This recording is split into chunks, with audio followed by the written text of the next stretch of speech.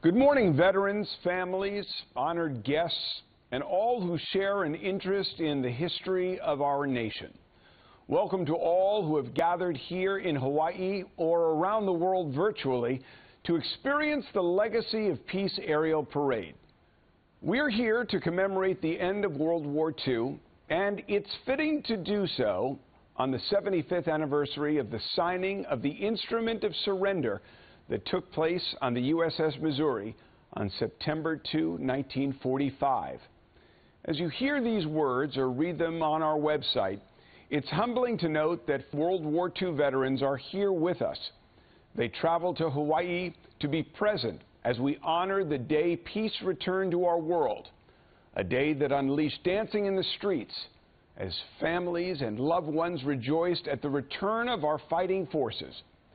To highlight the spirit and determination of our World War II veterans, vintage World War II aircraft have made the long journey to Hawaii on the USS Essex to fly over the USS Missouri as they did in 1945, signaling peace and the commitment to global friendship that followed. The aircraft symbolize courage, fortitude, can-do spirit, and the grit of our World War II veterans who endured horrific hardship and loss in their fight to preserve freedom for all mankind. Please go outside now and turn your eyes skyward and follow the route these historic aircraft take as they make their way to Pearl Harbor. Flying in groups based on type and speed, most of them traveling at speeds approaching 190 miles per hour, they will fly over the USS Missouri, tipping their wing in tribute. Watch closely because as they pass, whether you're watching them from the shores of Pearl Harbor or at any point along their route, most of the aircraft will be visible for just 20 to 25 seconds.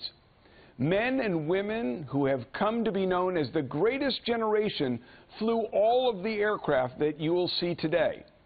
3/4 of a century ago, they left their peacetime lives to fight oppression and to defend our freedom in every corner of the globe. We are grateful for their bravery, sacrifice, and service. And we are here today to celebrate G.I. Joe and Rosie the Riveter.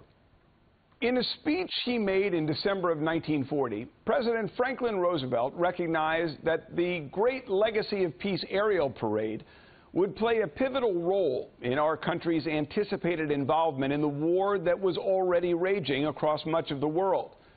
President Roosevelt understood the raw power of the United States and its people when its will and resources were focused on a single common goal would be unstoppable and immediately recognizable. He knew that once this country became involved in hostilities, the immense U.S. industrial complex would transition from the peacetime manufacture of automobiles, tractors, bicycles, and airliners to the wartime production of jeeps, tanks, machine guns, and warplanes. And he was right. For the second time in less than a quarter of a century, the American people were called on to help save the world from the forces of tyranny and oppression. And in the battlefields of Europe, the islands and waters of the South Pacific, and in the factories throughout this great nation of ours, they responded to that challenge as Americans always have. In the intervening years, the stories of those brave Americans and what they did has been told, but told so less frequently. In the history books and in the classrooms of our schools, the narrative of World War II has been reduced to a few paragraphs or a day or two of instruction. Those stories which fundamentally changed the world for the better deserve more. Americans should know that not so very long ago, our way of life, our freedom, and the fate of much of the world hung in the balance. And the resolve with which this country rose to that challenge is, even 75 years later, awe-inspiring. Over the last several months, as we've prepared for this commemoration and the historic flyover that will begin in just a few minutes, we identified several themes common to all who helped earn the Allied victory in World War II. First, everyone participated. If not in uniform, then working in the factories, building machines, and producing munitions and supplies that our boys put to such effective use on dozens of different battlefields around the world. Second, there is a genuine, heartfelt humility among those men and women who willingly walked into harm's way to protect and defend this country. Finally, and most poignantly, the deep respect that the veterans here with us today have for those who they consider to be the real heroes of World War II, those men who did not come home. Those warriors gave their last full measure of devotion to the epic struggles that took place 7 decades ago in faraway places like Midway, Burma, Bataan, Coral Sea, Guadalcanal, Leyte Gulf, Tinian, and Tarawa. Today, it is our challenge and our great honor to use a remarkable collection of vintage military aircraft to tell their stories. We'll start this Legacy of Peace aerial parade with the airplanes that were used to teach our boys to fly, the trainers.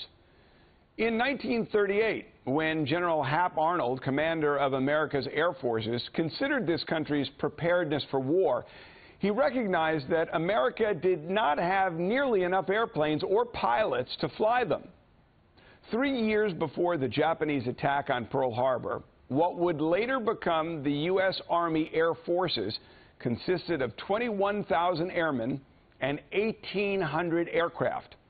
By the end of the war, the Army Air Forces included 2.3 million people, and production of aircraft of all types reached nearly 300,000. In a war that military leaders quickly discovered would be determined by air superiority, this unprecedented, almost inconceivable increase in American air power was widely recognized to be one of the most important factors in the Allies' success.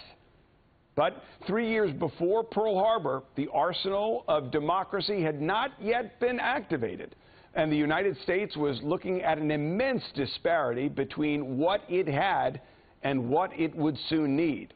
So, drawing on the expertise of prominent aviation leaders, the military created what would become the Civilian Pilot Training Program.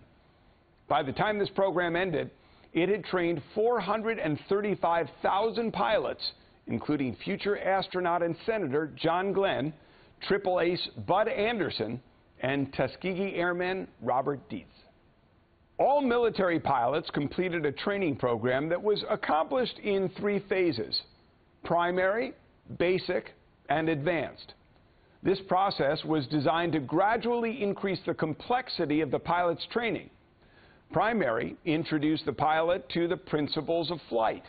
Basic introduced them to the complexities of radio communication and flying in formation. And advanced training was designed to prepare the air crews to go into combat. One of the iconic trainers was the Boeing Steerman biplane, an open cockpit aircraft constructed of wood, fabric, and tubular steel. There were more than 24 different variants of the Steerman designed, and more than 10,000 were built. Another primary trainer was the Fairchild PT-19, a monoplane that was used by the U.S. Army Air Forces, the British Royal Air Force, and the Royal Canadian Air Force. Like the Steerman, the PT-19 was an open cockpit design. Advanced training was accomplished in an aircraft like the North American Texan, weighing in at nearly 3 tons with a 600 horsepower radial engine and retractable landing gear. The Texan was designed to prepare pilots to fly the state-of-the-art aircraft that would be used in combat. By the end of the war, North American had built more than 15,000 Texans, including the AT-6 variant for the Army Air Forces and the SNJ version for the U.S. Navy. The AT-11, known as the Twin Beach, in civilian life also served many functions, including as a training platform for bombing, navigation, and gunnery. On the other side of the Atlantic, The British used the venerable de Havilland Tiger Moth biplane as their primary trainer. This iconic aircraft played a key role in preparing virtually every British and Commonwealth military pilot over a two-decade period beginning in 1932. In total, nearly 9,000 were built, and many are still flown by civilian pilots in the UK and throughout the rest of the world. In the early days of World War II, the Army and Navy did not yet have sufficient resources to patrol and protect shipping routes in the Atlantic and in the Gulf of Mexico at a time when German submarines were prowling the waters off the eastern shores of the country and sinking vitally important tankers. The military senior leadership at that time asked for help from the newly formed Civil Air Patrol, an organization of civilian pilots volunteering to use their aircraft in defense of the nation. Armed with small bombs and depth charges, the CAP's Coastal Patrol used light single-engine aircraft like the Stinson L-5 Sentinel, the Aranca L-16 Champion, and the Piper L-4 Grasshopper to fly missions from 21 bases from Maine all the way to Texas over an 18-month period. The Civil Air Patrol spotted 173 possible submarines, attacked 57, and dropped 82 bombs. It also flew over 24 million miles during 5,684 convoy support missions. Its efforts helped the military push the submarine threat well away from coastal shipping lanes, but not without a cost. The Coastal Patrol suffered 26 fatalities and 90 aircraft lost during the early years of the war.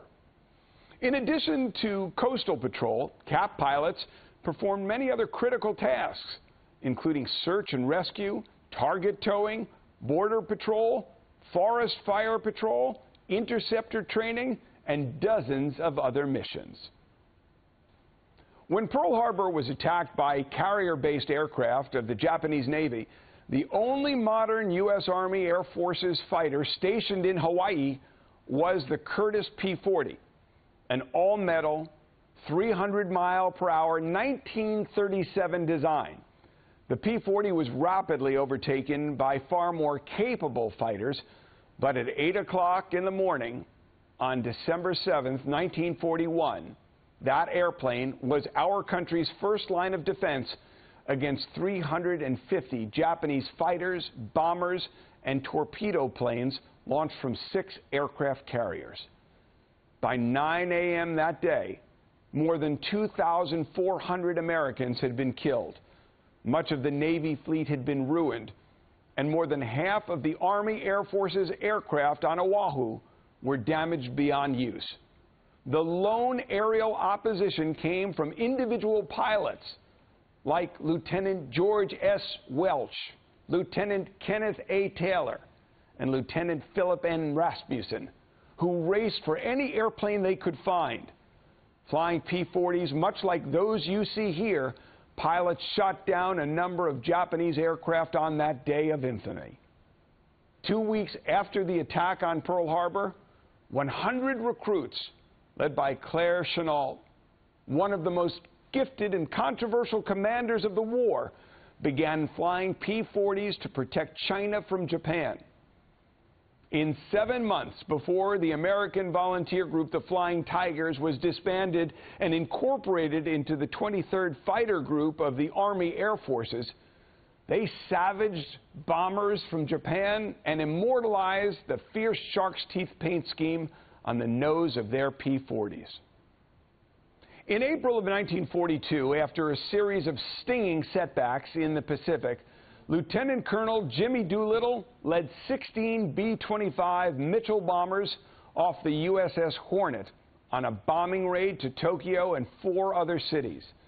The raid resulted in only minor damage to its targets, but it had profound impact on Japanese strategy, causing military leaders to be more concerned about attacks on Japan than they otherwise would be. But the B-25's contribution to the war effort was not limited to the Doolittle raid. The aircraft had an important role in every battle theater of World War II. In the Pacific, it provided close air support, strafed Japanese tanks and airfields, and destroyed bridges.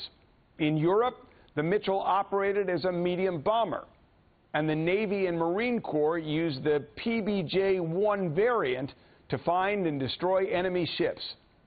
During the war, B-25s were also flown by the British, Canadians, Dutch, Australians, Soviets, Brazilians, and the Chinese.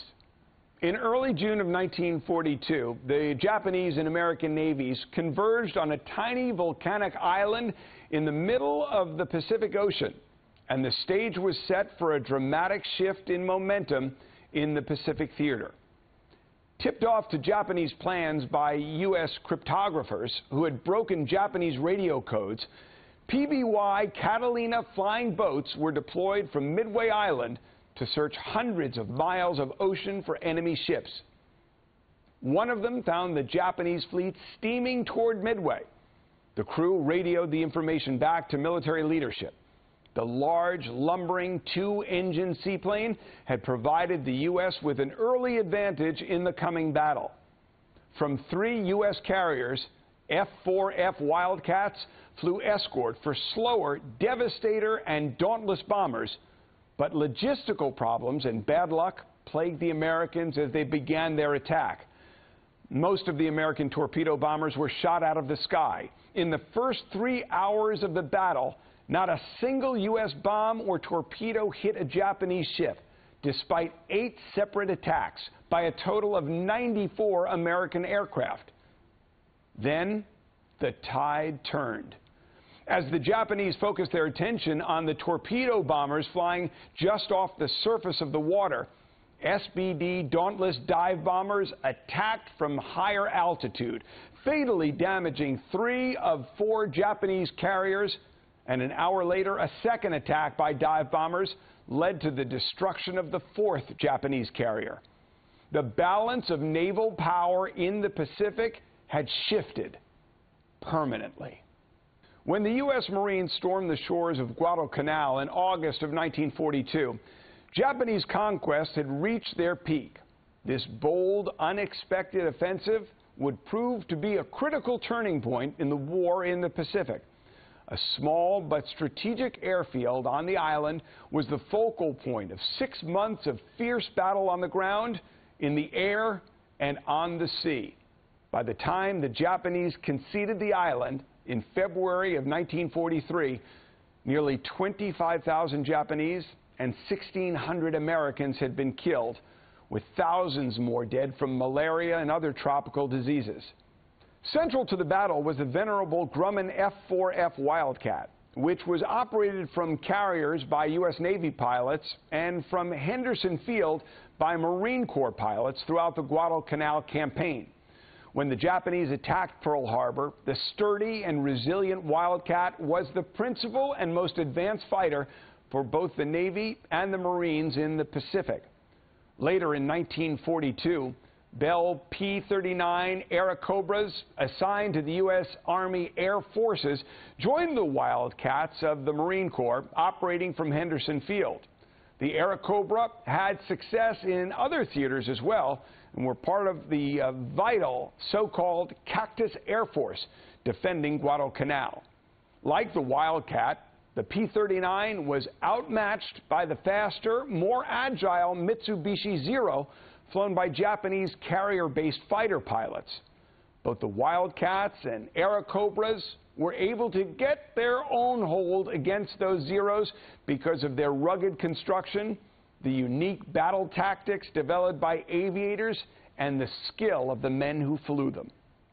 And now, Yamamoto's final flight. Admiral Isoroku Yamamoto was commander-in-chief of the Japanese Combined Fleet and mastermind of Japan's attack on Pearl Harbor. In the spring of 1943, American cryptographers intercepted and decoded a message with Yamamoto's itinerary for a trip between 2 islands in the Solomon Island chain in the South Pacific. On April 18th, a flight of 18 Lockheed P-38 Lightning aircraft were dispatched from Cookham Field on Guadalcanal on a long, low-altitude, circuitous route designed to evade enemy radar, maximize the element of surprise, and attack. The twin-engine, twin-tailed P-38 was uniquely suited to the challenges of this mission. No other fighter deployed in the Pacific had the long-range capability to fly 600 miles over open ocean, intercept enemy aircraft at a certain point and at a certain time, engage them in battle, and then make the return trip of 400 miles. Over the skies of the Pacific, the American P-38s intercepted 2 Japanese bombers carrying Admiral Yamamoto and his staff, escorted by 6 fighters. They destroyed both of the bombers, killing Yamamoto. The mission, nicknamed Operation Vengeance, not only avenged the deaths of 2,400 Americans at Pearl Harbor, it also deprived the Japanese of one of their finest military strategists.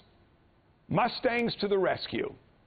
In the early days of the war, after the Allies had decided that the British would conduct nighttime bombing raids on German targets and the Americans would bomb during daylight hours, mission losses that occurred beyond the range of fighters like the P-47 Thunderbolt were horrific. Without fighter escorts, the U.S. bombers suffered unsustainable losses to German fighters. Some estimates put the fatality rate of B-17 and B-24 crews at nearly 50%.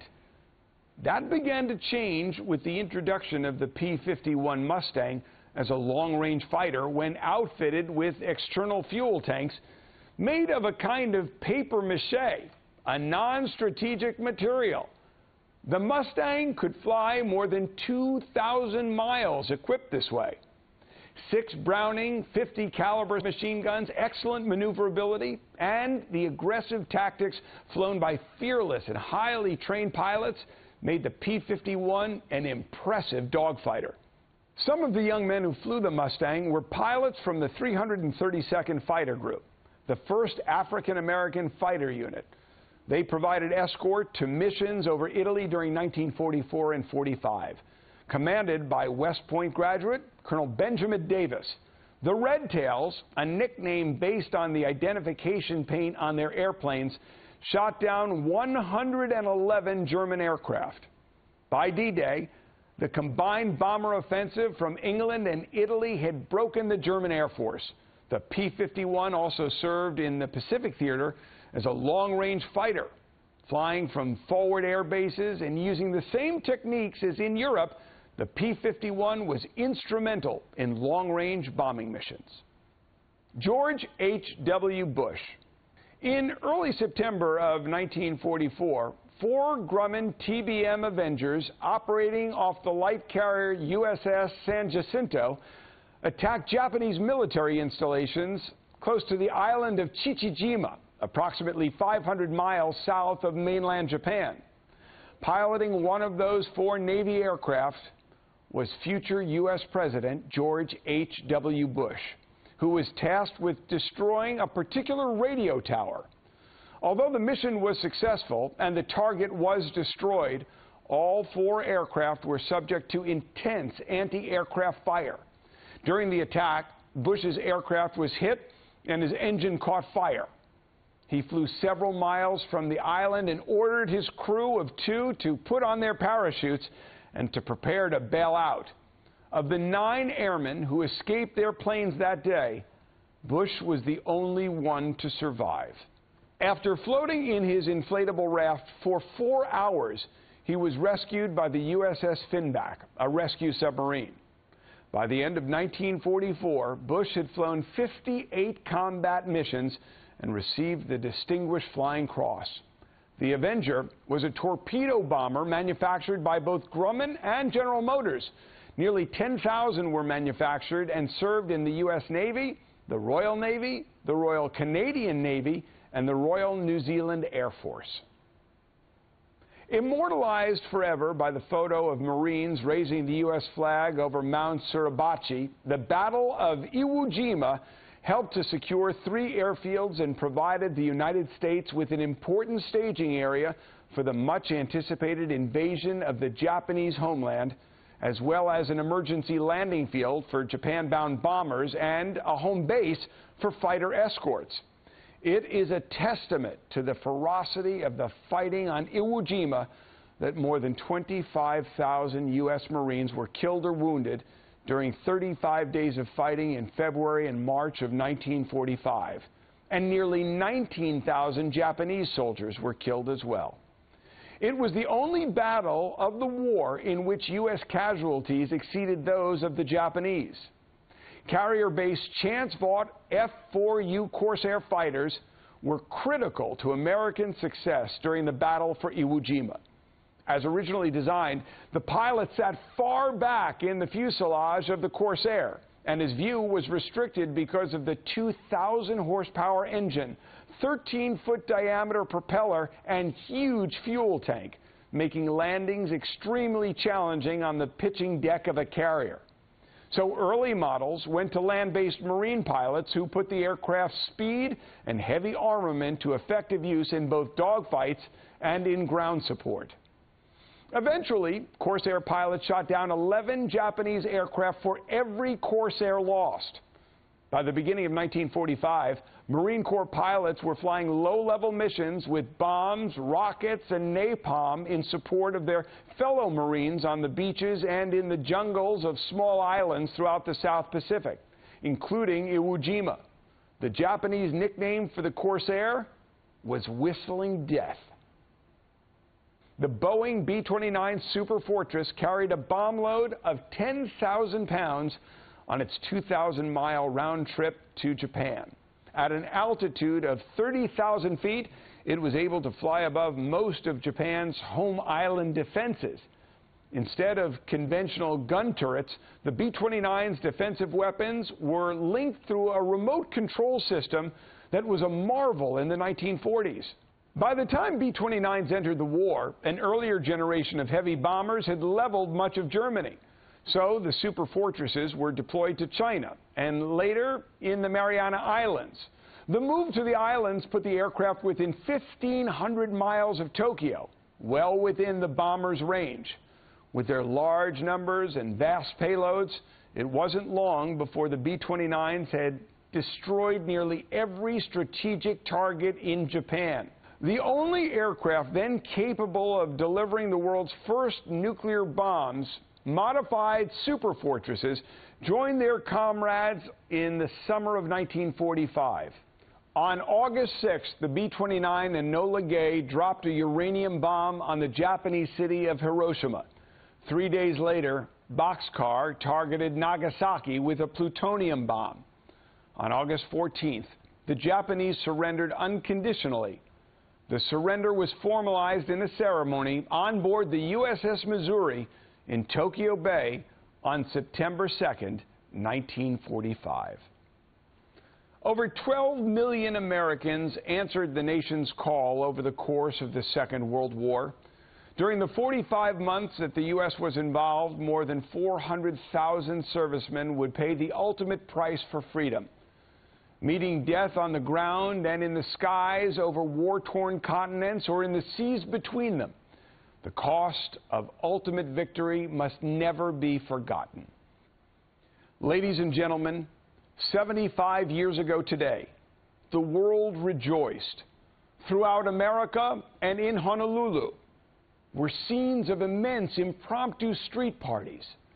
Huge celebrations were held in Chicago, Los Angeles, Miami, and especially New York's Times Square.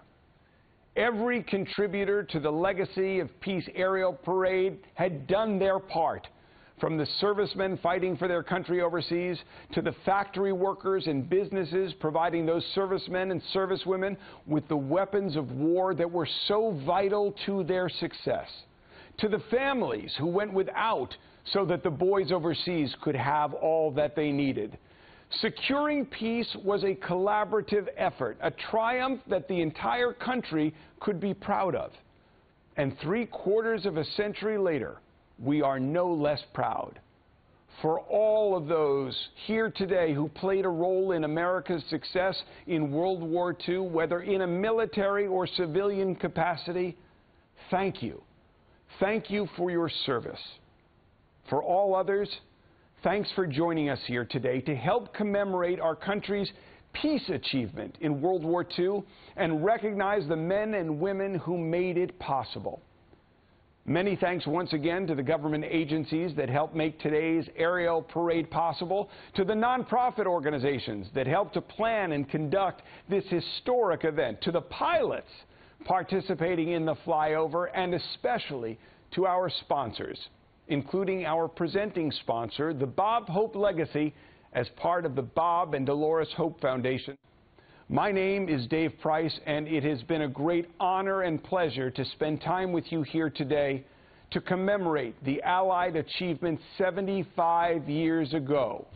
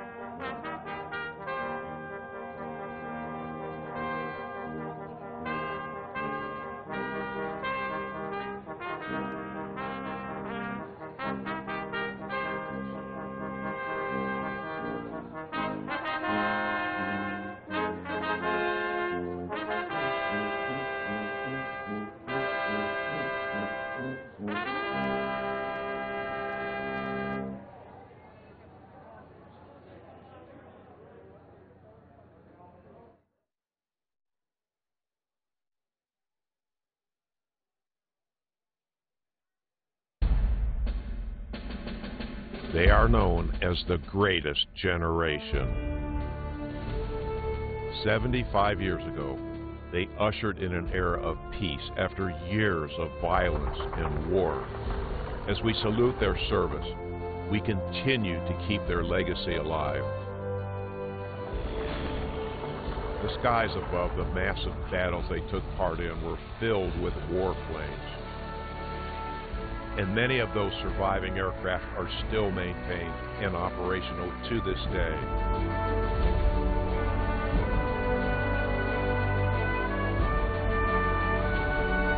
They are known as the warbirds. They traveled thousands of miles to return to Pearl Harbor, flying across the United States and embarking on board the mighty USS Essex, a modern Navy warship bearing the namesake of the legendary aircraft carrier which fought in the Pacific Theater 75 years ago. They are more than just old planes. The warbirds still fly today because we won't let them be lost to the footnotes of history. We keep them flying to honor all those who fought, shed their blood, and died to ensure our freedom and the liberation of millions across the globe from tyranny.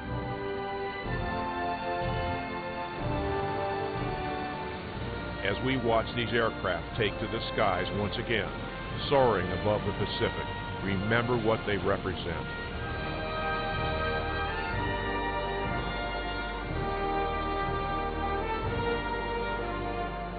To the greatest generation, we salute your service and honor your hope on this day and forever.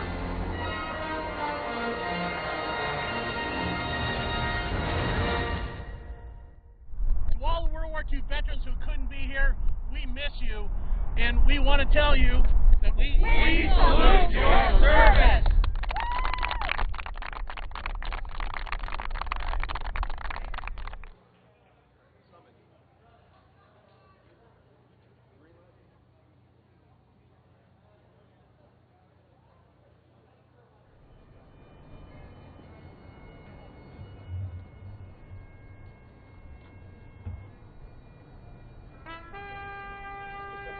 Thanks, Al. I'll see you.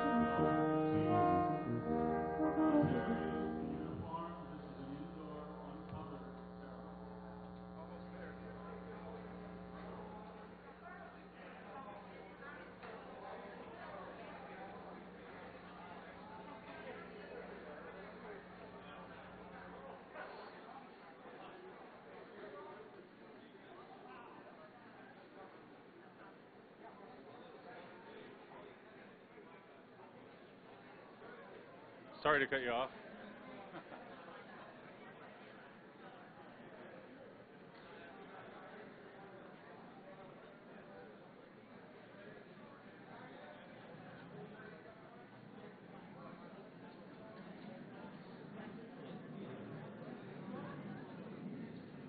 Before we get started, take a look around us.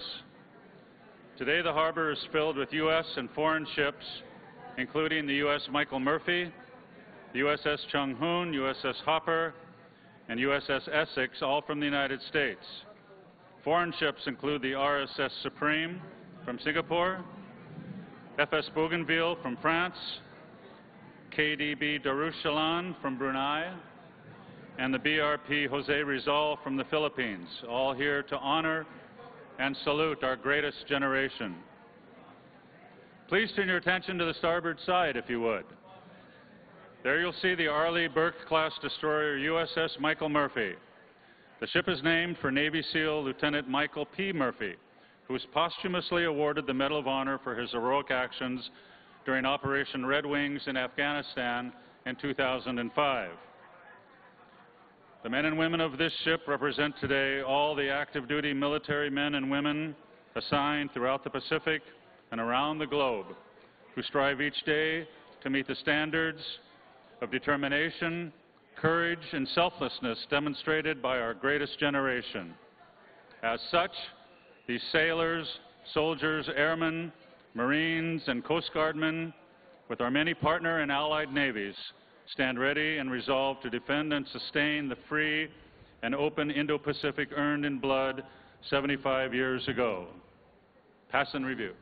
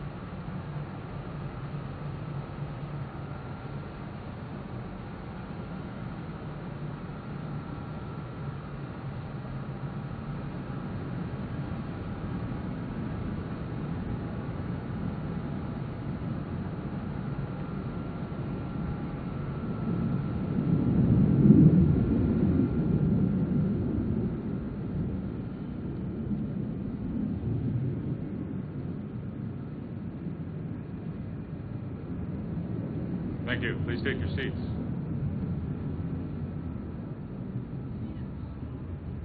I did. I'll repeat. I'll repeat for all military personnel in uniform, this is an indoor, uncovered ceremony. Veterans, other distinguished guests, ladies and gentlemen, aloha and welcome to the Battleship Missouri Memorial here at historic Pearl Harbor. It is 9:02 a.m., the moment 75 years ago when this ceremony began on this ship.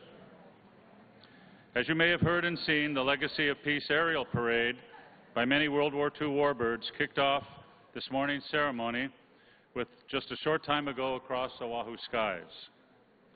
My name is Michael Carr. I'm the President and Chief Executive Officer of the USS Missouri Memorial Association.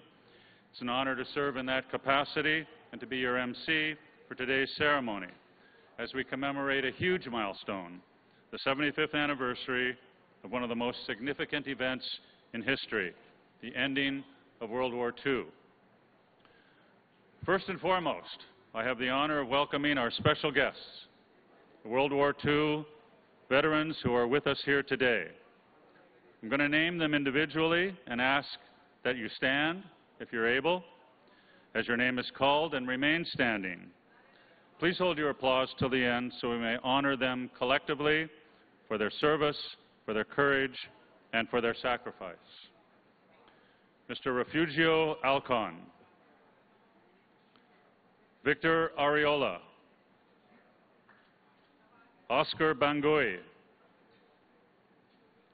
Saldme Calderon, Walter Ching, Jack Detour, Paul Newman, Wendell Newman, Theodore Richardson, Arthur Schack, Lambert Y., and Joseph Young. Ladies and gentlemen, our World War II veterans.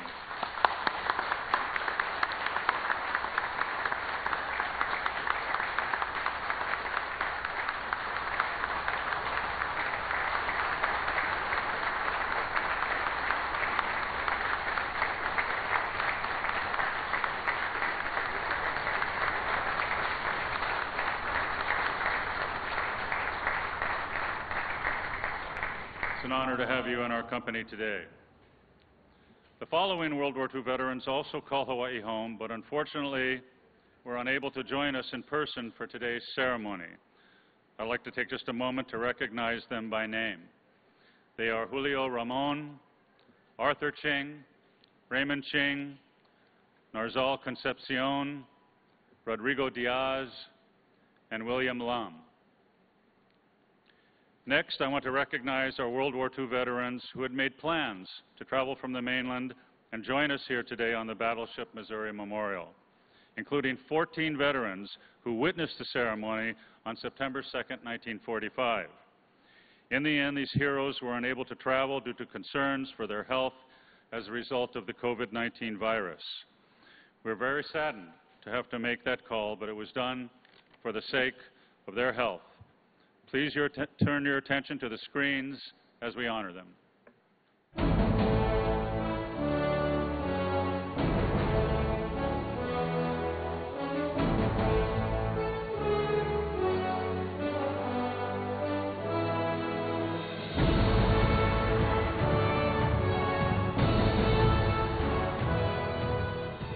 Fame Academia, Seaman Euler, Petty Officer First Class, U.S. Merchant Marines, U.S. Navy, Manila, Philippines, Subic Bay.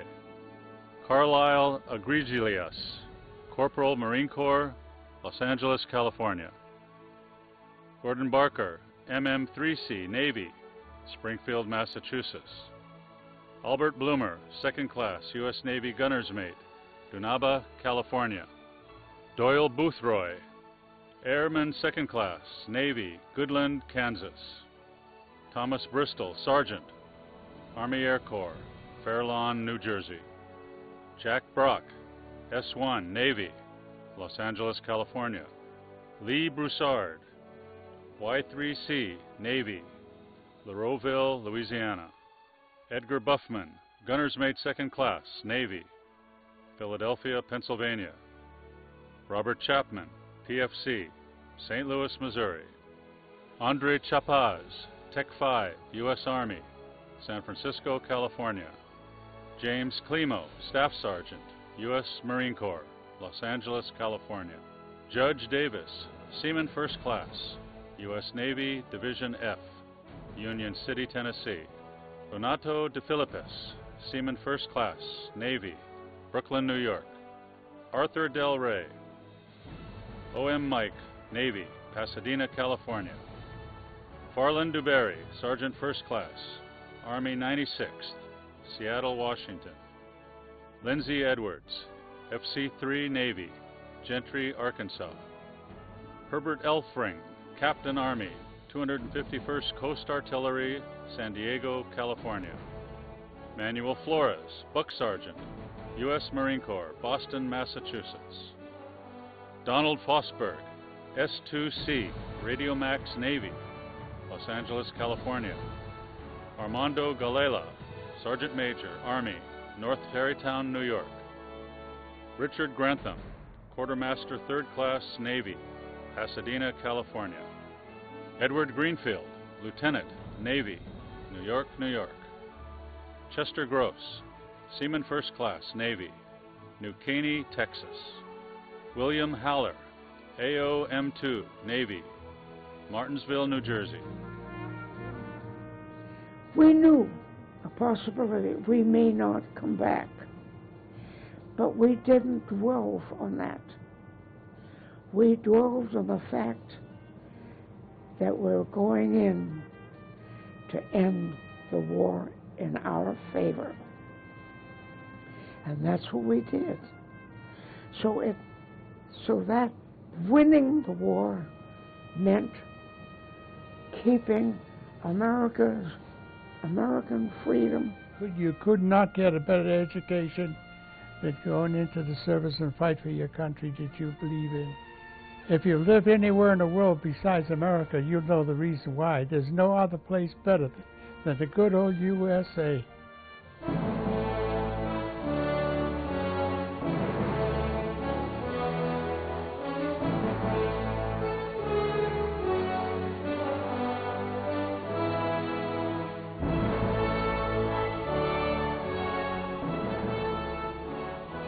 Elmer Haley, Pharmacist, Mate 3rd Class, Navy Medical Corpsman, Huntsville, Missouri. Thiele Harvey, Private, United States Marine Corps, Odessa, Texas. Stuart Headley, S-1C, Navy, Buffalo, New York. Clayton Hilliard, Sergeant, United States Marine Corps, Kenosha, Wisconsin. Jack Holder, AMM-1 Navy, Newcastle, Texas. William Hook, Corporal, United States Marine Corps, New York, New York. Robert Jackson, SAO-2C, Navy, Monroe, Wisconsin. Robert Kemp, QM-3, Navy, Baltimore, Maryland. Robert Kennedy, E-2M2, United States Navy, Electronic Maintenance, Canisteo, New York. Walter Kocher, U.S. Navy, Benton, Pennsylvania. Dean Ladd, Lieutenant Colonel Marines, Spokane, Washington. Elmer Larson, Staff Sergeant, Army Air Corps, Marinette, Wisconsin. Leo Ligoy, RT-3 Navy, Reno, Nevada. Joseph Leonetti, F-1 Class Navy, Chicago, Illinois. Albert Liberator, MOMM-1 Navy, Scranton, Pennsylvania. Donald Long, Commander, Navy, Barnum, Minnesota. Albert Machado, Sergeant, Army Air Corps, New Bedford, Massachusetts. Neil McCallum, Corporal, United States Marine Corps, Candor, North Carolina. Robert McGranahan, S-1C, Navy, Albany, New York. Hugh McNaughton, AOM-3C, Navy, VPB-27, Portland, Oregon. Donald McPherson, Ensign, U.S. Navy Air Corps, Adams, Nebraska. Jimmy Monsoor, Corporal, USAAC, La Crosse, Wisconsin. Charles Montanaro, Oiler, Merchant Marine, San Diego, California. Eugene Morse, EM-3 Navy, Spokane, Washington. Lincoln Mott, RM Tech 3, U.S. Navy, Tuckerton, New Jersey. Gilbert Nadeau, Signalman, 3rd Class Navy, Beverly, Massachusetts. They were starting to go up in a V, and some guy caught it, and he jumped up. He says, "The war is over!" And all the guy said, "The war is over!" And they all ran for their tent. They got the M1 rifle. they came out and started squeezing clips and pop, pop, pop into the sky. That's how, I mean, the guys were yeah, they were letting their enthusiasm go. You know, yeah, it was great. It was great. And next morning, the officers collected all the rifles. I hate it. I love my rifle. I didn't want to give it back.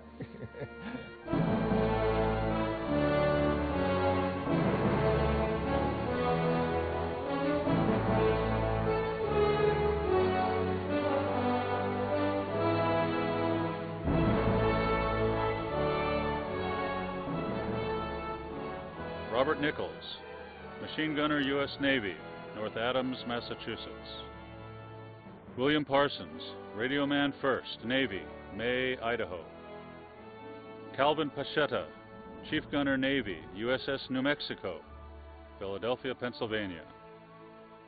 Lewis Pattison, lieutenant, Navy, Smiley, Texas. Gerald Pedersen, PPC, Marine Corps, Long Beach, California. John Pildner, PFC, Army, North Cumberland, Pennsylvania. William Pinto, Wiper, U.S. Merchant Marine, World War II, U.S. Army, Korean War, Rodeo, California. Douglas Plate, Vice Admiral, San Diego, California. J. Roberts, Coxswain, Navy, Spring City, Texas. Bobby Ross, Head Messman, Merchant Marine, Mobile, Alabama. Kenneth Saff, First Lieutenant, Army Air Force, Kane, Pennsylvania. Philip Sagioni, Seaman, Second Class Navy, Wilmington, Delaware. Gilbert Sanchez, 52, Second Class Radar, Navy, Coast Guard, Ruth, Nevada. Thomas Schonecker, SN2 Navy, Albany, New York. Gordon Scott, Chief Petty Officer, Navy, San Francisco, California. John Scott, EM1 Navy, USS Malloy, Philadelphia, Pennsylvania. John Seward, M1C Quartermaster, First Class, Navy, Wisconsin Rapids, Wisconsin. Jerry Smith, U.S. Navy, Winsboro, Louisiana. Edward Souza, CRM Chief Radio Man, U.S. Navy, USS Remy, Santa Clara, California. Harold Staggs, Torpedo Man, First Class, Navy, Pasadena, California. Beatrice Thaler, Army Air Corps, Reno, Nevada. Edward Tremper, Corporal, U.S. Marine Corps, North Plainfield, New Jersey. Thomas Voucher, Lieutenant Colonel, Army Air Corps, Mission, Texas. Joe Watson, Fireman First Class, U.S. Navy, Appomattox, Virginia. Kenneth Wells, PFC, 6th Marine Division, Ottawa, Ohio. Robert Wheeler, musician, First Class, Navy, San Diego, California. On Victory Day, I'm waiting to be, I was on Attu, Alaska, in a patrol bombing squadron, the same one I'd been in for 3 years, and we were preparing to be part of the northern invasion force for Japan, but they canceled the northern part. Well, they didn't cancel it. The war was over after the bomb. The victory turned out to be far better than most of us anticipated, because there was a tremendous amount of fatalities forecast for a military assault on Japan. I think people were so elated they didn't even think about the future, the after. They were just such a happy, people were just out of it when the war ended. VE Day and VJ Day, God, they were, we weren't here, we were still overseas, but what we saw, and heard, I think people were happy, got rid of that, all the problems, a lot of problems, and then everybody turned to make a life for themselves. It's no longer an option. That's what Douglas said in his speech that day. He said this, that the history of trying to solve international relations through war isn't going to be possible anymore. And it isn't possible until we go and not just pursue peace, but peace more than the absence of violence is peace where all people and all nations have the same goals that we have as a nation, but which we have it as a goal, but we haven't put it into practice.